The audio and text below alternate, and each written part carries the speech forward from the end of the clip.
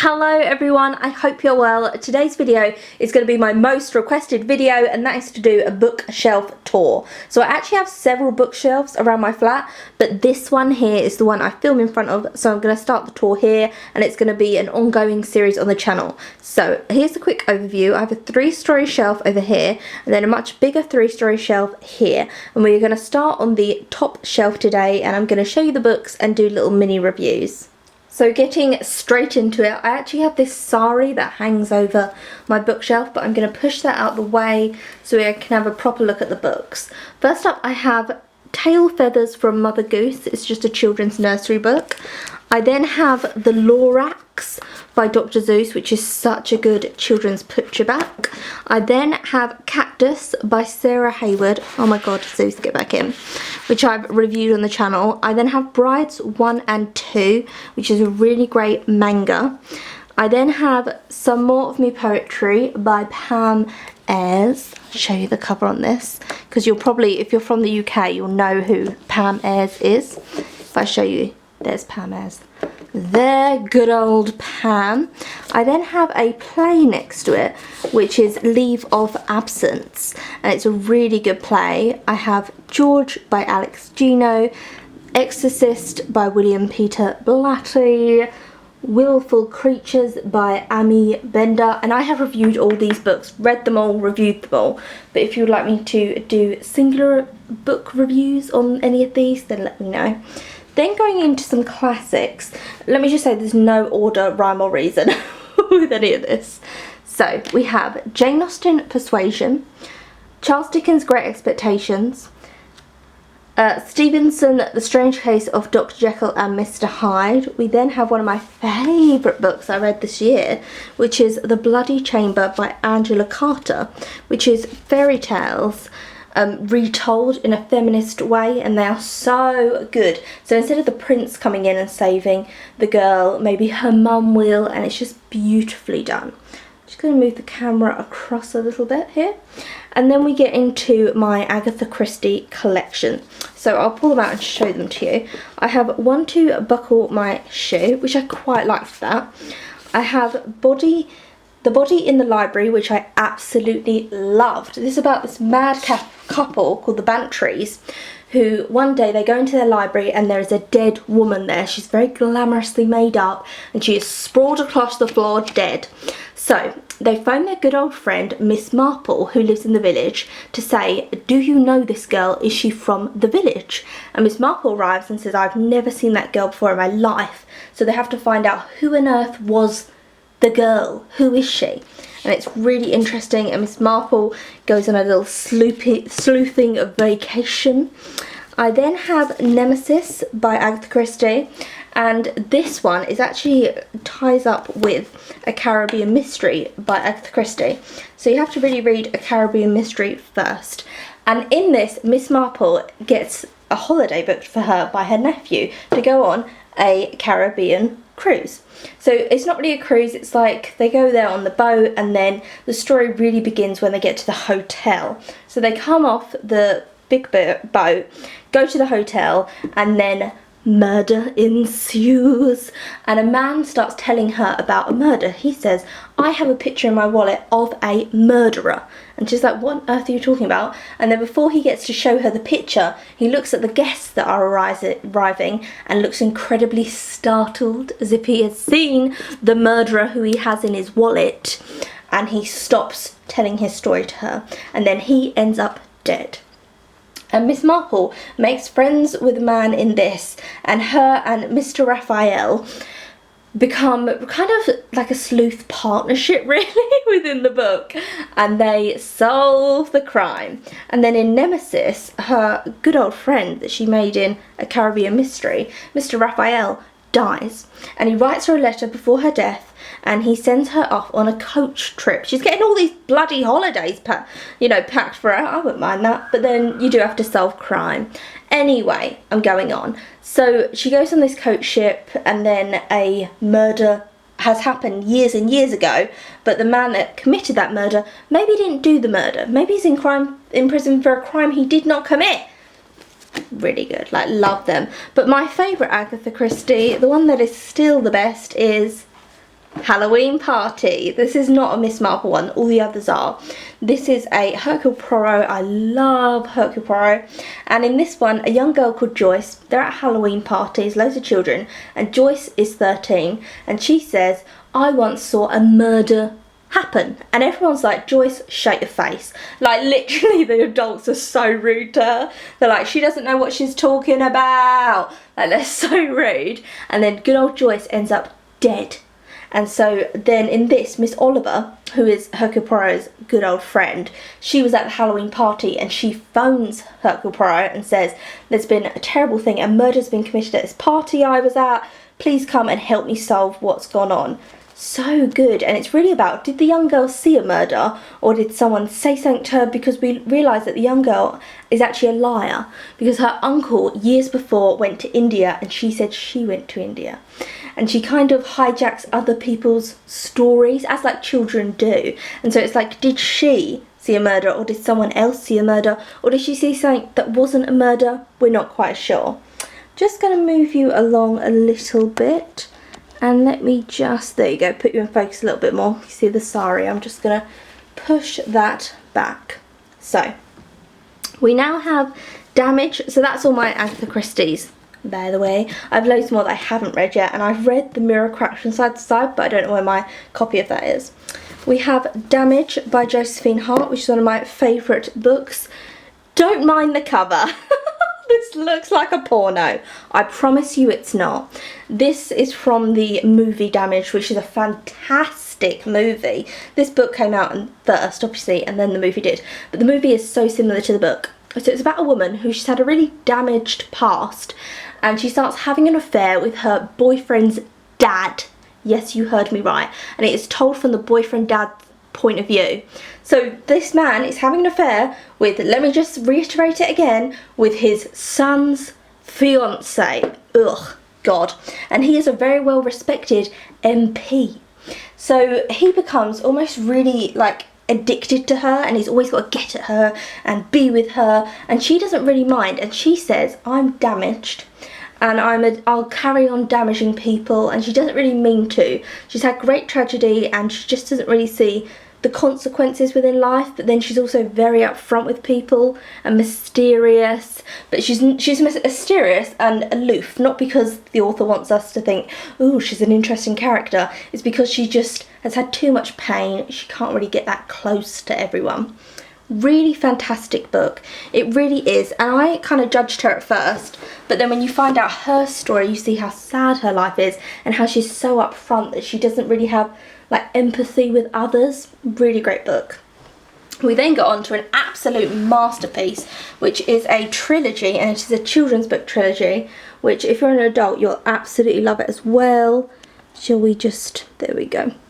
Just making sure you can see there. And this is the Madame Pamplemousse series. Whew, you are going to love this. I've spoken about it so much on the channel. It's by Rupert Kingfisher, and it's about a little girl called Madeline, who at the first book, she's living with her uncle. He's not very nice. She works in his restaurant, and she's an incredible chef. She has a gift for food, and it is set in Paris. And she meets a lady called Madame Pamplemousse, who owns a shop with incredible edibles. So they're all like weird stuff, like crocodiles, breath, and all weird different combinations of food. And Madame Pamplemousse has a little cat called Cambert, and they go on these magical adventures with Madeline, and really Madame Pamplemousse becomes best friends with Madeline. At the end of the first book, someone else adopts Madeline, so she's living with a lovely couple, and her friendship obviously with Madame Pamplemousse continues and is absolutely gorgeous.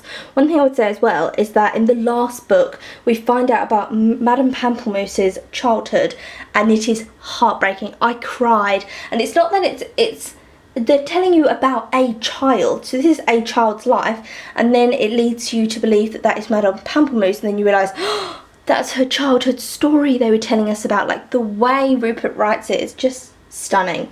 Let me just show you the illustrations within this, because they really are gorgeous illustrations.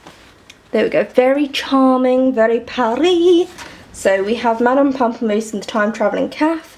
The first one, Madame Pamplemousse and her incredible edibles, and then Madame Pamplemousse and the Enchanted Sweet Shop, which is a gorgeous one as well. Just really beautiful, heartwarming books, and it's all about it's okay to be different, because Madame Pamplemousse is kind of like, you would consider her a freak, and she's fine with it. She doesn't really care. You can be different. Love those books. Then have The Awakening by Kate Chopin. We have The Guest Cat by Takashi Horiade, maybe. This is one of my all-time favourite books. Absolutely gorgeous book. Just zoom you in there so you can see how like stunning the cover is. Little like half cat head, and it is about a couple who they are very much in love, and I loved their relationship within it. And this cat, this guest cat, comes into their life, and it's really about life and love, and I just really loved the couple's relationship, how they were so gentle and calm and kind with one another, and I loved it. I feel like a lot of romances, there has to be like a lot of things going on, and there has to be some kind of drama and fallout, and the other woman and the other man, and then passion, passion, passion. Whereas I think if you find someone, like I would say me and my boyfriend, look at me boasting, but I would say me and my boyfriend both respect each other, we listen to each other, we're both kind people towards each other. I feel like that's what you need within life, and then if you're in love with that person, it's an added bonus. And just The Guest Cat is just one of my all-time favourite books. Also The Eyes of Foil, so you can see they're glowing, really beautifully done, that book there. We then have my favourite book, The Colour Purple by Alice Walker, although I think Mary Shelley's Frankenstein is also my favourite book, but The Colour Purple really is a book that got me into reading, to be honest with you. We have Suicide Blonde by Darcy Steinkeck, and I'm just going to zoom you in over here so you can see these books and get a little look at them. There we go, perfect. So, Suicide Blonde, George Orwell, Animal Farm, Coraline by Neil Gaiman, Disgrace by J.M. Coates, one of my favourite all-time books. We have Nevermind by Edward St. Audubon, and this was such a good book. When I read this, I was absolutely just could not believe how good a book it is. This is a series, and I don't know if I can read on with the series because the subject matter goes into child abuse. It's not something that I normally read about, so I'm not really sure if I want to continue on that series, but that book still is so impactful. And then I'm just gonna gently glide the camera over here just so you can have a little look at my Anne Cassidy collection. Anne Cassidy does YA crime, so it's normally the main character is a girl, and maybe she's witnessed a crime or she's a part of the crime, and that's what Anne Cassidy is. I speak about her quite a lot on the channel, so the books that I've read from her I would recommend are Love Letters, Talking to Strangers, Innocent, Missing Judy. My favourite one is Looking for JJ and Guilt Trip. Really great YA crime novels there. We then have Mark Singer's Trump and Me. It's about him and Donald Trump. Started kind of a letter war because Mark Singer had to write a piece on Donald Trump, and he didn't write a very nice piece because he didn't like Donald Trump. He had to spend time with Donald. And then they started this kind of hate mail, him and Donald Trump, towards each other. And it is so funny and it is so petty. And obviously Donald Trump takes it really seriously, but you can tell Mark is like, this is a complete and utter joke, but it's amazing. And this was years and years ago, and it's just a very funny book. And then if I move you over to the end of this shelf, so you can probably see I have this gorgeous gold ornament. I got this in London. My boyfriend actually got this for me, and we had gone to London to go and see Aladdin, which was at the time a new musical. I know it's been there for quite a while now in London, and we bought tickets, and so he bought me tickets to go and see it. And on that day, London's West End had a power cut, which doesn't sound like a massive big deal, but the West End of London is a really big, busy area, and it had a complete power cut. This was around November last year. November 25th was my birthday, so it was around that time. And all the generators weren't working, there was no backup, there was no street lights, everything was in darkness, which actually, I don't know if that's ever happened since, because it's such a weird thing to happen in somewhere like London, to have a massive power cut on a huge part of London. What a weird thing to happen. But anyway, so it had a power cut, and then we wandered into Chinatown, and there was this small shop down this side, and it was gorgeous. It was the kind of shop you'd walk past and completely forget if you didn't know it was there. and I got this on a stand, and I got this really gorgeous ornament. So let's get into the books here. Let's just zoom us in a little bit. So we have E.M. Forster's A Room with a View. We have the Fireside Book of David Hope. I have the 1990 version. We have Mary Higgins Clark. Move them out of the way. Where Are the Children? That was my first book I ever reviewed on this channel. We have Are You Experienced by William Sutcliffe, which is a fantastic book. It's about a boy who he doesn't know what he's going to do with his summer holidays, basically. And it's his summer holidays before he goes to university. And his best friend is dating this girl that he wants to date. And our main character's a bit nerdy and not very good with the ladies. And the girl says, why don't you come to India with me? I'm going on a gap year and I'm going to go to India. And his friend can't go with them. So it ends up just being him and this gorgeous girl who is quite like a bit obsessed with, and he goes to India, but he hasn't researched anything to do with India. He doesn't know what to expect, and so when he gets there, it's really about someone who's quite naive and English, ending up in India and then not looking into it properly, not looking where to go, and then ending up in places that aren't the best and bad situations. But it really is about also people taking gap years just to gawk at people who are living in desperate circumstances. And then there are other people in the book who think everyone who is in India is poor and all this different stuff, and it's like, what on earth are you talking about, like India? It's just mad. And it's just about people's kind of prejudice, but also just naivety of what India is, and that there are people in India who obviously have money and universities and great education. And yeah, it's just such a good book. It really is fantastic. So if you don't really know a lot about India, I think this will be quite an eye-opening book as well for you. But I love the cover, loved that. Got The Graduate, loved it, by Charles Webb. To Kill a Mockingbird, Harper Lee, obviously loved it. I have Have It Your Way, Charlie Brown, which is gorgeous comics. Oh, I have a little letter in there that I was sent. That's just for my boyfriend, a little letter. We were first dating. I have Philip Larkin, The Whitson's Wedding, a book about Beatrix Potter. Henry James, The Beast in the Jungle, which is a really good book, and it's about living life. So live life to the full, because you never know what's going to happen. The beast may be in the jungle.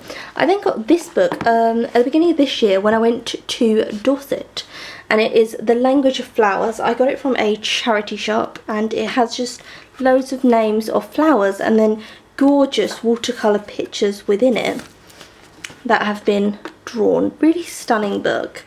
So yeah, there is The Language of Flowers there.